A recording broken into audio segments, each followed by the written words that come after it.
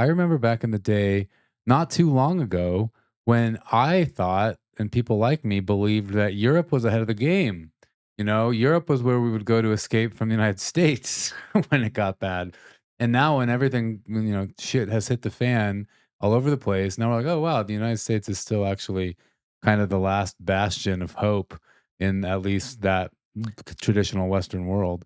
Yeah, yeah, well, I have my qualms about that. In Just the old paradigm, I'm talking about. yeah, just because everyone that seems to be waking up in the US still believes in the political system, right? And like the way to get, you know, get things to back to where they were, or, this idea of American exceptionalism and freedom and liberty is to vote our way there. And, I think more and more people though are recognizing that, hey, there's got to be a different way because the whole political system seems captured. But maybe not. I don't know. Yeah, I don't know. I don't know either. But, we've talked about it before how there could be hope, when you get the right leader in there that actually does the right things. But I just don't think the right leader can get in there in the United Well, States. that's why I believe more so in the power of localism, right? Like, hey, before you try to get like a good president in there, why don't you get a good mayor and then a good, good congressman, right? And then a good governor, because I feel like that goes a lot. Your effort in that political apparatus goes a lot further than the federal apparatus. Yeah, you got to work your way up the chain kind of thing. Well, can you go to the tweet I put after that? It's Millet in Argentina commenting on all of that. And I hate to put a tweet from this certain user who I don't even want to shout out, but it is an English translation of what Millet is talking about, what Millet is saying. And I'll read it. And so he's commenting on England's transformation into a dystopian socialist nightmare where people are being imprisoned for their posts on X. We are undertaking a change of paradigm, not only economic, but also social, political, and cultural. And with this change, we are going against the direction that in recent times many countries in the world are undertaking. While other countries propose censorship, we propose freedom of expression. Look at just what is happening in England. Since the socialists came to power, they're putting people in jail for posting on social networks. Well, the journalists here would also like it because let's say, they don't like that they have lost the mic, the monopoly of the microphone, and to be able to use that tool to distort and dirty slander at no cost. Social networks send them invoices and they don't like it. Stop looking for ghosts. They're receiving the same thing they did. Anyway, if you see him talk about it, it's a lot more animated. But yeah, it is interesting. And then that leads into the topic of like everyone talking about Kamala Harris, price controls and these things, and how apparently a lot of people are really into this idea of price controls.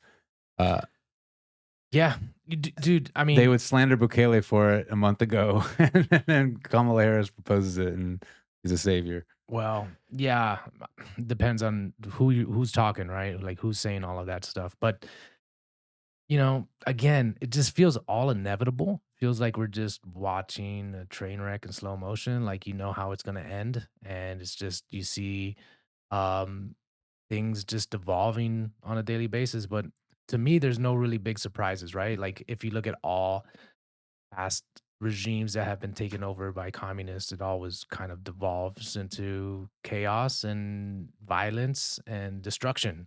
So, how far have uh, these people taken hold of the institutions is the real question, and what's salvageable and what's not, and how far are they willing to take it is all that comes to my mind. But like, it looks like they're willing to destroy society to get what they want, which is crazy. It's crazy. Like there's no reason for them to give up. That's what I always think about. Is like sometimes when I get hope, like yeah, everyone's fighting back. This is cool. Like they'll never give up, and they essentially have unlimited resources for as long as there's a money printer. They're like Like fire ants, bro. yeah, they don't disappear. You have Yeah. to keep spraying every month, Mhm. or they'll come back. The nest will survive. It's crazy. It's just, it's a mind virus, right? Karl Marx, like we were talking on one of our podcasts, just kind of released a mind virus to the world. It's self-destructive and like, self-immolating. It's crazy. Which is how he was. Yeah. Were we talking about on air or off air? But he was a total alcoholic. No one liked him. Essentially, his family like He was a want. scumbag to his family. He Yeah, left them. His daughters committed suicide, stuff like that. He was just a horrible human being. And it's no surprise that the world's most destructive philosophy came from him. And it's just so bizarre. I mean, I graduated college in 2010 and I got a liberal arts degree. And I swear, until 2020, really, I thought all of that had a lot of merit. Not necessarily communism, straight up communism, but like socialism and these things. And I would go visit my friends in Europe who had health insurance from the state. And like, we don't have that in the United States. And I'd see their bills get covered and like, wow. And I'm so, wow, all this is like, it really worked out here. And like, that's just what I saw. And then once 2020 happened and everything has degraded since then, and obviously we see Europe in its condition now, and it's like, oh, whoa, like, have I been misled that long? Like, was I indoctrinated in my own college degree to think like this stuff was actually not so bad? I studied French history, learning about Karl Marx. Like there's been periods, and there was a yeah. Anyway, but even we've talked about that film, "The Revolution Will Not Be Televised." That was about Hugo Chavez. I remember watching that movie, going, "Yeah, fuck yeah," and like turned out, look what Chavez turned out to be. Yeah. So there's, like, all of this misleading media and propaganda everywhere, Dude, and we have no idea. that's because they captured the school system, right? Like, this is what I'm saying.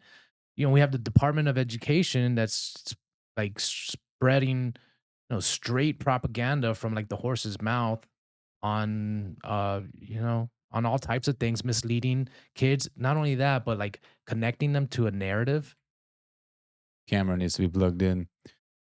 connecting them to a narrative that is misaligned with reality. And then when they grow up, they're like, "Oh my god, I guess that wasn't how it was." But it's like some people are too far gone, too far ingrained in the matrix that they just resist that initial wake up call, and they just being like, "No, if I believe that, it's going to deconstruct my sense of identity too much. So I'm just going to continue to propagate this propaganda and Absolutely. live within these yeah, just live within these parameters because if I try to rethink the world, it's just gonna cause too much pain, too much trauma."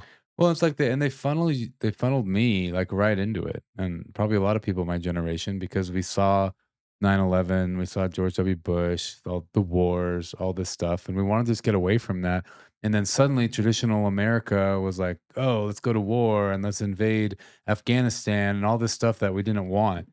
So we thought going the other side was naturally the solution because obviously, look what capitalism brought us. Look what this American democracy brought us.